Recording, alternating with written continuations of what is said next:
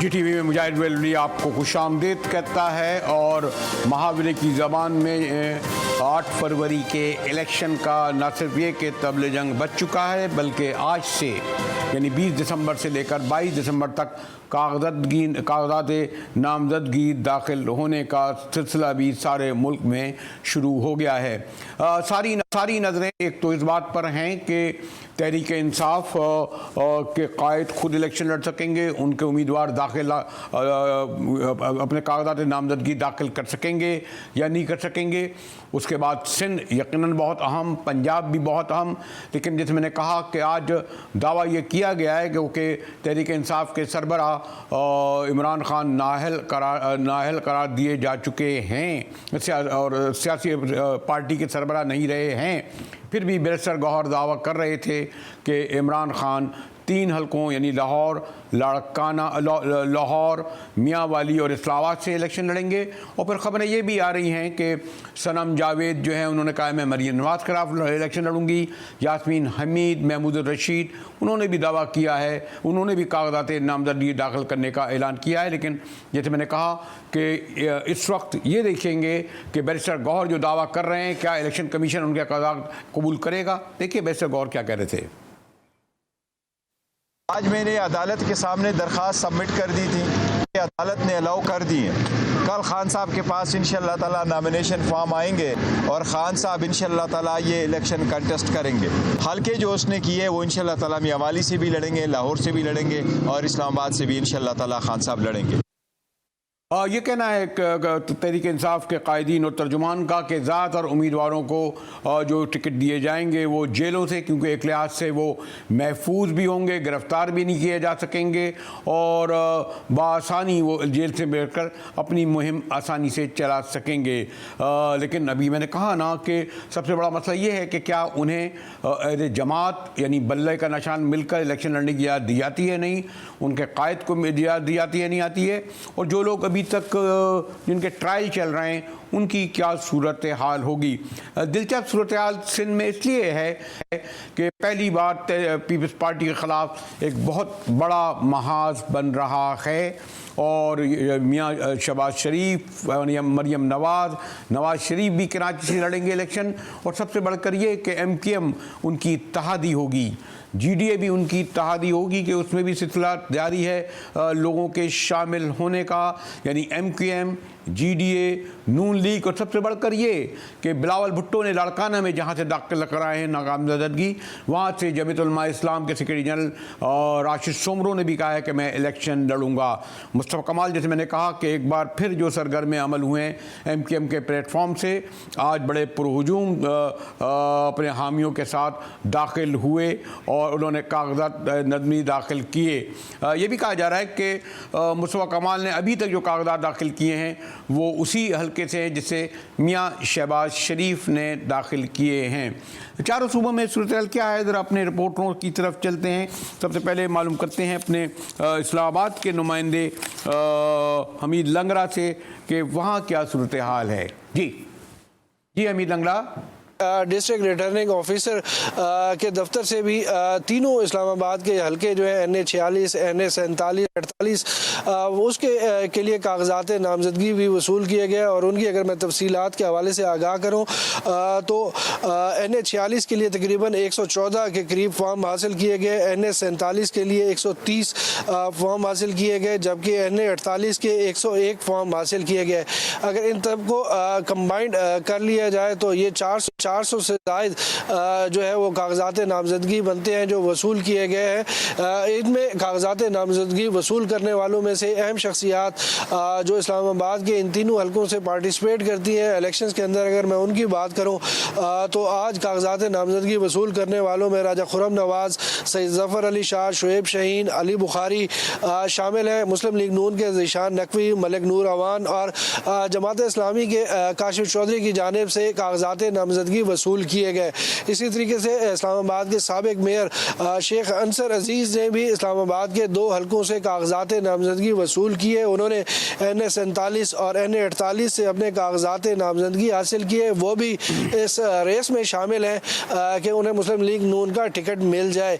इसके साथ साथ अगर इलेक्शन कमीशन की सरगर्मियों के हवाले से मैं बात करूं तो आज इलेक्शन कमीशन में जो RO यहाँ पर जो बैठते हैं, मुख्तलिफ जो यहाँ पर जो साबका अरकान असम्बली हैं वो आते रहे। आयशा गुल अलाई जो अपनी एक जमात जो एक रखती हैं वो भी यहाँ पर आई थी और उन्होंने RO से मुलाकात की। उसके बाद वो मीडिया से बात किए बगैर यहाँ से चली गई।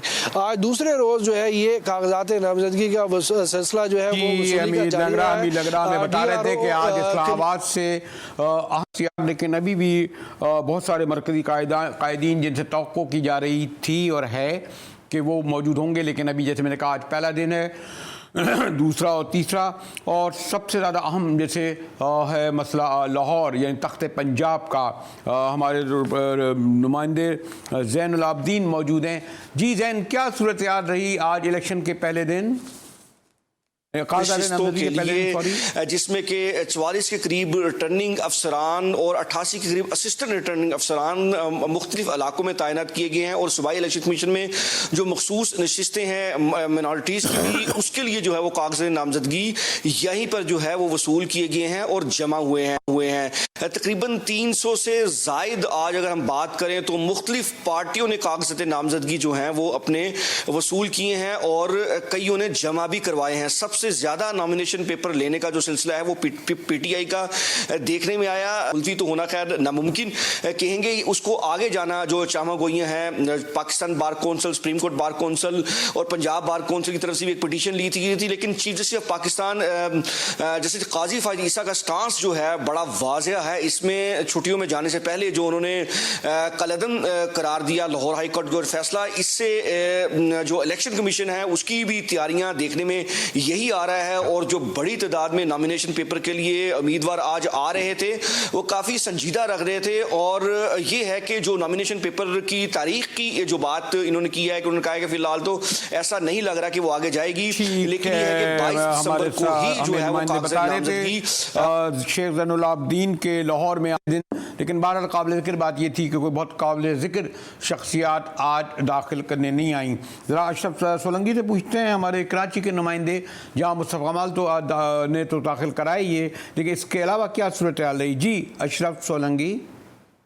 पाकिस्तान के रहनुमा मुस्तफ़ा कमाल ने फ़ार्म जमा कराए, जबकि साबिक वज़ीर आज़म शहबाज शरीफ ने फ़ार्म वसूल किए। इसी तरह मुख्तलिफ दीगर जो कराची के अज़ला हैं, कौमी व सूबाई हलकों पर मुख्तलिफ पार्टियों की जानिब से फ़ार्म वसूल करने का सिलसिला शुरू हो गया है। 22 दिसंबर तक ये फ़ार्म अजरा का सिलसिला जारी रहेगा और 22 दिसंबर तक ही ये फ़ार्म जमा कराए जा सकते हैं और 22 दिसंबर के बाद आम इंतखाबात के इसी दूसरे मरहले का आगाज़ हो जाएगा और स्क्रूटनी होगी, कागजात नामजदी की स्क्रूटनी होगी।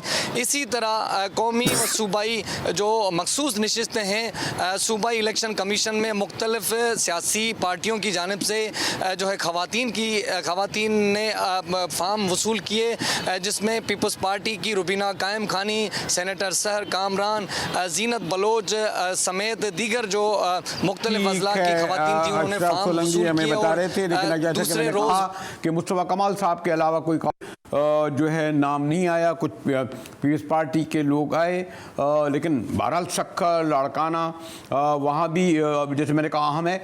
कोयटा चलेंगे और कोशिश करेंगे पेशावर में भी राब्ता करें कि वहाँ क्या आज सूरत हाल रही, क्या अहम शख्सियात ने ख़ास तौर पर, क्योंकि पेशावर से ज़्यादा मर्दान और नौशेरा वो भी अहम हैं। लेकिन पहले चलते हैं कोयटा की तरफ, जहां बुशरा कमर मौजूद है। जी बुशरा, आज बलूचिस्तान की किन अहम शख्सियात ने कामज़दगी वसूल किए या दाखिल कराए? जी मुजाहिद साहब, कोयटा में भी जो है वो गहमा गहमी अब आइंदा इंतखाबात की शुरू हो चुकी है, जहां पे कॉर्नर मीटिंग्स हो रही हैं, जलसे हो रहे हैं, जुलूस हो रहे हैं। वहीं पर अब कागजात नामजदगी वसूल करने का सिलसिला जो है वो भी शुरू हो गया है। कोयटा में मौसम की मुनासबत को देखते हुए वक्त जो दिया गया है वो सुबह 8:30 बजे से शाम 4:30 बजे तक का वक्त था। और हैरत अंगेज तौर पर कोयटा में सबसे ज़्यादा जो कागजात नामजदगी हैं वो वसूल किए गए हैं, जिनकी तादाद जो है वो 550 से ज़ायद है। 6 मुख्तलिफ मकामात थे जिन पर कागजात नामजदगी वसूल किए जा रहे थे, जिनमें डिप्टी कमिश्नर ऑफिस, इसके अलावा एडमिनिस्ट्रेटर का ऑफिस था और सेटलमेंट ऑफिसर का ऑफिस जो शहबाज टाउन में है, वहाँ भी लोग अपने कागजात नामजदगी वसूल करते हुए नजर आए। असिस्टेंट कमिश्नर सरियाब का ऑफिस था और जो अकलियत और मखसूस नशिस्तें हैं उनके लिए इलेक्शन कमिश्नर ऑफिस में जो है वो कागजात नामजदगी वसूल किए गए। 550 के करीब जो कागजात नामजदगी इस वक्त वसूल किए गए हैं, उनमें खवातीन और मखसूस नशिस्तों के लिए 100 से ज़ायद कागजात नामजदगी वसूल किए गए, जिनमें से 4 ऐसे कागजात नामजदगी वसूल करने वाले उम्मीदवार थे कि जिन्होंने अपनी तमाम तर कवायद मुकम्मल करने के बाद कागजात नामजदगी जमा भी करवा दिए हैं। अब कल भी जो है इसी तरह से सुबह 8:30 बजे का वक्त दिया गया है और 8:30 बजे के वक्त तमाम उम्मीदवार जो हैं वो पहुंचना शुरू हो जाएंगे। सर्दी के सबब शुक्रिया बुशरा 4:30 बजे तक जमा कराए गए। तो यूं चारों सूबों में के मरकजी दारुल खिलाफा या दारुल हुकूमत कह लें, वहाँ तो रहा, लेकिन उसके अलावा यानी हर डिस्ट्रिक्ट में सखर और लाड़काना, इसी तरह पंजाब के डिस्ट्रिक्ट में जो कागजात नामजदगी हैं उसकी ये भी अभी तक ज़्यादा कागजात नामजदगी वसूल किए गए हैं। गो कि ग़ालिबन अब तो कंप्यूटर का ज़माना है, कागजात नामजदगी जो हैं वो कंप्यूटर के ज़रिए हासिल भी किए जा सकते हैं। पहले रवायती तौर पर कागजात नामजदगी बाकायदा फॉर्म लेने आया करते थे और जमा कराने भी बड़े धूम धड़क के जुलूस के साथ आते थे। आज पहले दिन ऐसी कोई सूरत हाल नज़र नहीं आई। इलेक्शन के हवाले से एक बार फिर बड़ी दिलचस्प सूरत हाल है कि पाकिस्तान बार कौंसिल और सुप्रीम कोर्ट ने ये कहा है कि चीफ इलेक्शन कमिश्नर को निकाला जाए, उनसे इस्तीफ़ा लिया जाए, क्योंकि उनके होते हुए साफ और शफाफ इलेक्शन नहीं होते। इससे एक नई बहस छिड़ गई है कि पाकिस्तान बार कौंसिल ने और सुप्रीम कोर्ट ने क्या किसी के इशारे पर, जैसा कि कुछ उनके वकला के नुमाइंदा कहते हैं, या बस यकीनी कुछ हक़ाइक़ की बुनियाद पर यह मुतालबा किया है। हमारे साथ रहिएगा, मिलते हैं एक ब्रेक के बाद।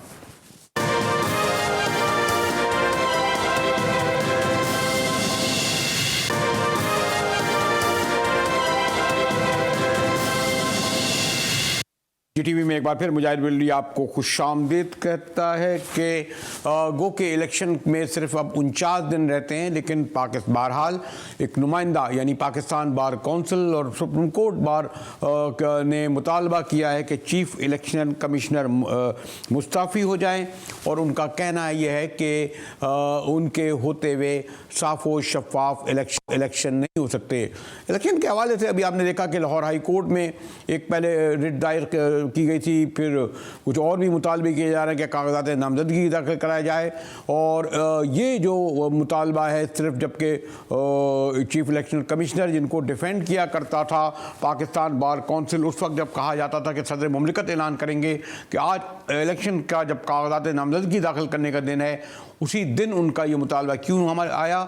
सुप्रीम कोर्ट बार एसोसिएशन के साबिक सदर इंतहाई मोहतरम सीनियर सीजन कानूनदा मोहतरम हामिद खान साहब मौजूद हैं। खान साहब, ये जो सुप्रीम कोर्ट, एक तो आप पहले आपने वक्त निकाला उसके लिए शुक्रिया। सुप्रीम कोर्ट के और पाकिस्तान बार कौंसिल के चेयरमैन के इस बयान को क्या हम आम मानों में लें, यानी वो सियासी जमातें तो नहीं हैं, और अगर वो ये मुतालबा कर रहे हैं तो हम ये क्यों कहें कि वो इलेक्शन मुलतवी नहीं करना चाहते हैं जिस तरह का आ रहा है? क्या देख रहे हैं, क्योंकि माशाल्लाह आप अपनी बिरादरी को, चाहे आपके हामी और मुखालिफ, बहुत अच्छी तरह जानते हैं खान साहब। जी जी, देखिए ना, ये बुनियादी तौर पर ये हमारे मुखालिफ हैं। इस वक्त जो सुप्रीम कोर्ट बार और पाकिस्तान बार काउंसिल में मेजॉरिटी जिनकी है, तो वो तो हमेशा से PMLN के हामी रहे हैं, क्योंकि इनके लीडर जो है आसन भूम या आजम वजीर तारड़ है। और आजम नज़ीर साहब तो आप जानते हैं कि वो PMLN के खास लोगों में से हैं, उनके लॉ मिनिस्टर भी रहे हैं और ये भी हुन साहब भी बहुत करीब उनके रहे हैं। और जो पाकिस्तान बार काउंसिल की मेजॉरिटी है, हमारे ग्रुप की वहाँ माइनॉरिटी है, उनकी मेजॉरिटी है, तो वो उनकी नुमाइंदगी करते हुए इन्होंने कल बयान जो भी किए हैं, मेरे लिए हैरान कौन। लेकिन खान साहब, लेकिन नून लीग के तारड़ साहब तो ये कह रहे हैं कि हम तो चाहते हैं कि इलेक्शन हो। देखिए, मैं समझता हूँ कि ये दोनों ये एक ड्रामाबाजी है और कुछ नहीं। यानी हो ही नहीं सकता कि ये बयान दें बगैर उनकी मर्जी के, बगैर एस्टेब्लिशमेंट की मर्जी के, ये नहीं हो सकता। ये दोनों बॉडीज इस वक्त बहुत क्लोज हैं उनके, और इस जो इलेक्शन कमिश्नर भी हैं उन और election commissioner as a whole हम महसूस कर रहे हैं कि PTI को हर तरह से तंग किया जा रहा है, सिंबल के हवाले से भी, इंटर पार्टी इलेक्शन के हवाले से। लेकिन हम फिर भी कहते हैं कि हम इलेक्शन वक्त पे चाहते हैं।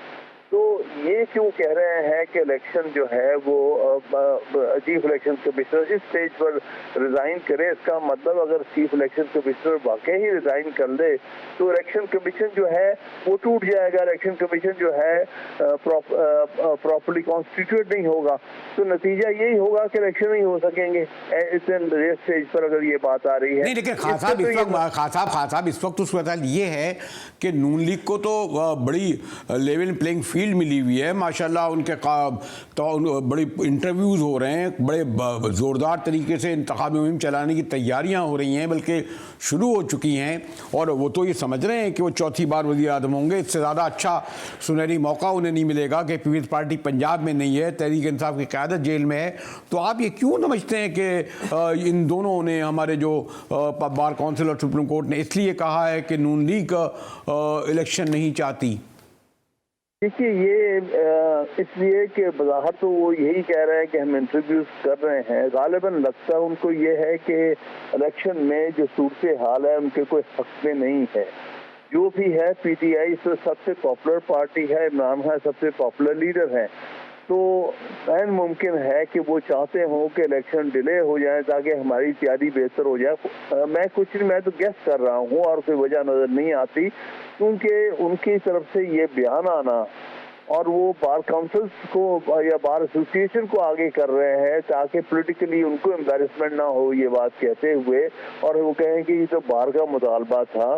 तो मेरे नज़दीक तो ये बज़ाहिर उन्हीं की तरफ से है, ये चाहे एस्टेब्लिशमेंट की मूव है या ये PMLN। अच्छा खान साहब, टेक्निकल पोजीशन क्या है? यानी मैं खान साहब की बाद में पूछूंगा, मियां नवाज शरीफ अब क्लियर हैं, वो इलेक्शन लड़ सकते हैं, तमाम रुकावटें दूर हो चुकी हैं उनके लिए? उनके लिए मैं समझता हूँ नहीं हुई हैं, क्योंकि वो जो सुप्रीम कोर्ट का फैसला है वो इलेक्शन एक्ट की तरमीम से पहले का है, और फिर वो सुप्रीम कॉन्स्टिट्यूशन की आर्टिकल 61F के तहत है। लेकिन इनकी इंटरप्रिटेशन ये है, ये कहते हैं कि इलेक्शन एक्ट जब से अमेंड हुआ है और जो सजा के 5 साल के अंदर अंदर उसको बहाल किया जा सकता है और इलेक्शन लड़ने का वो मजाज हो सकता है, ये उनकी तशरीह है। मैं समझता हूँ कि इससे ये नहीं हो सकता, वो ताहयात है जब तक कि आइन की इसमें अमेंडमेंट करके उनको जो है उस डिस्क्वालिफिकेशन को ख़त्म किया जाए। लेकिन वो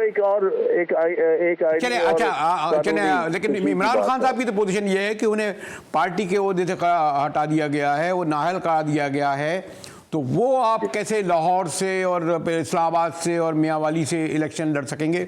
सिर्फ एक लोगों का मॉरल बुलंद करने के लिए बात की गई है कि मेरे ख्याल में तो तमाम आप लोगों का दावा है कि इमरान खान को सियासी मंजरनामे से हटाने के लिए ये सब बिसात बिछाई जा रही है, तो फिर आप कैसे तवक्को कर रहे हैं कि 3 हलकों से इमरान खान लड़ सकेंगे? देखिए, जहाँ तक इमरान खान साहब के इलेक्शन लड़ने का ताल्लुक है, उसके बारे में अपीलें वगैरह की हुई हैं, लेकिन हम समझते हैं कि इमरान खान साहब को बाहर करने की पूरी साजिश है और वो किसी हद तक टाइम बीइंग के लिए वो लगता है कि वो अपनी बात मना देंगे। लेकिन पार्टी तो कम से कम हिस्सा ले ना, सारी पार्टी अगर हिस्सा लेती है, हम सारे हलकों से इलेक्शन लड़ना चाहते हैं, हमने उम्मीदवार हर हलके से खड़ा करना है, तो पार्टी की पार्टिसिपेशन से, क्योंकि जो इमरान खान साहब की जो पॉपुलैरिटी है वो पार्टी के कैंडिडेट्स के जरिए जो है वो सामने आएगी, क्योंकि पार्लिमानी निज़ाम है।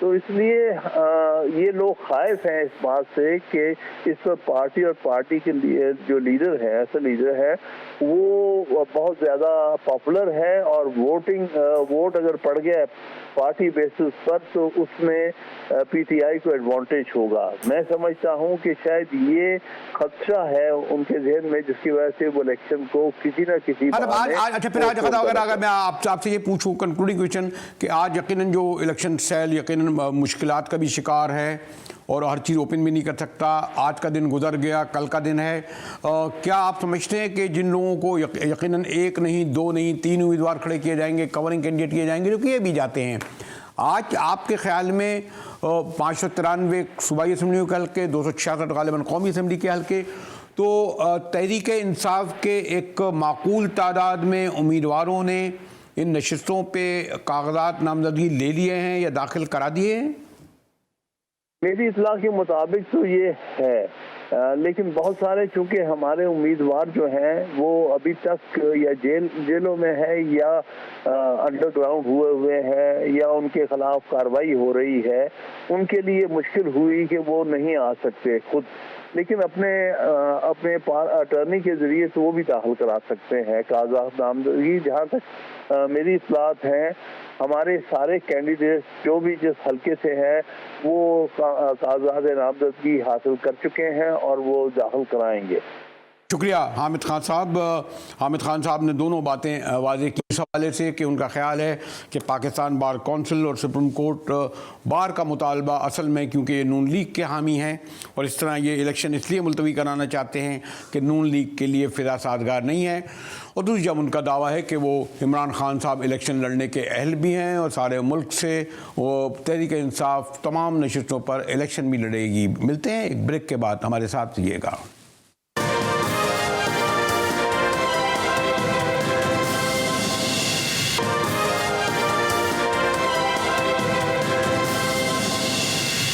टीवी में मुजाहिद अली आपको खुशामदीद कहता है। जैसे मैंने कहा, खुशाइन बात यह है कि बहरहाल सुप्रीम कोर्ट के फैसले के बाद अब कोई इबहाम नहीं रहता कि 8 फरवरी को इलेक्शन ना हो। ताहम आज जो पाकिस्तान बार कौंसिल और सुप्रीम कोर्ट ने जो एहतजाज किया है, मुस्तफ़ी होने का मुतालबा किया है, उनके मुखालफिन का कहना है, यानी वकला बरादरी का, कि ये दरअसल नून लीग के कहने पर एक साजिश के तहत चीफ इलेक्शन कमिश्नर से इस मरहले पर मुस्तफ़ी होने का मुतालबा किया जा रहा है। हमारे साथ पीपल्स पार्टी के अब इंतहाई सीनियर रहनुमा मोहतरम फैसल कैंडी साहब हैं, और ख़ास बात यह है कि हमारे कैंडी साहब ने जो है वो 2008 में हज़राना फजल रहमान को जब शिकस्त दी थी तो पूरा मुल्क भौचक्का रह गया था। तो कैंडी साहब, एक तो आप, मुझे इल्म है कि इस वक्त तमाम उम्मीदवारों की तरह आप भी इंतखाबी मुहिम पर निकले हुए हैं, और आपका नाम मुझे इसलिए जहन में रहता है कि कोई तसव्वुर भी नहीं कर सकता था कि हज़रत मौलाना मुफ्ती महमूद के साहिबजादे और पाकिस्तान के आपकी तमाम जमातों के सरबरा फजल रहमान साहब को आप 2008 में शिकस्त दे दें। अब क्या सूरत हाल है? बीच में तो बड़ी आपकी माशाल्लाह झप्पियाँ डलती रही आपकी क़यादत से, मौलाना की बड़े करीबी साथी होते थे, अब सबसे बड़े तो क्या आप इस्माइल खान से इलेक्शन लड़ेंगे तो फजल रहमान ही आपके ख़िलाफ़ होंगे कैंडी साहब? बिस्मिल्लाहिर्रहमानिर्रहीम। देखें, बिल्कुल हमारी पीडीएम की जो है वो पोजीशन थी और मौलाना फजल रहमान साहब उसके सरबराह थे। उसके बाद पाकिस्तान पीपल्स पार्टी पीडीएम के इत्तेहाद से निकली थी, बहुत ज़्यादा जमातों की हुकूमत अपोजिशन थी, उसके बाद हुकूमत बनी इत्तेहादी जमातों की, और वो इत्तेहादी जमातें भी आज एक दूसरे के मुखालिफ भी हैं। और बिल्कुल मैं अपने हल्के से इलेक्शन लड़ूंगा, मौलाना साहब भी इलेक्शन लड़ रहे हैं और हमारे इंशाल्लाह बहुत ज़्यादा मौफूल हैं कि पाकिस्तान पीपल्स पार्टी इस दफ़ा जो है वो हमारे इस इलाके से डी खान से बिल्कुल जो है वो क्लीन स्वीप करेगी।